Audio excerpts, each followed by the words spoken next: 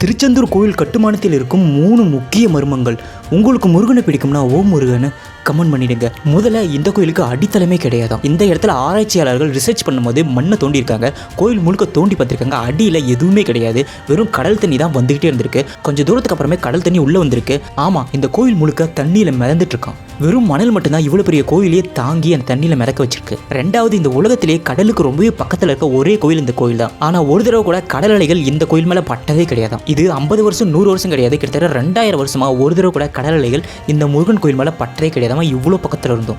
மூணாவது, இந்த கோயில் கருவறையின் அடித்தளம். இந்த கோயில் முழுக்க தண்ணியில் மிதந்துட்டு கூடிய ஒரு தீவு மாதிரி காட்சி தந்தாலும் இந்த கோயிலோட அடித்தளம் முழுக்க மணல் நிரம்பி இருக்கு. ஸோ அந்த மணல் தான் இந்த கோயிலையே மிதக்க வச்சிருக்கு நம்பிட்டு இருக்காங்க. ஆனால் உண்மையிலேயே இந்த கோயில் கருவறைக்கு அடியில் ஏதோ வினோதமான கற்கள் தோண்ட வந்துக்கிட்டே இருக்குதாமா. ஸோ அந்த கல் தான் இந்த ஒட்டுமொத்த கோயிலுமே அப்படியே தண்ணீரில் கடலில் மிதக்க வச்சிருக்கு.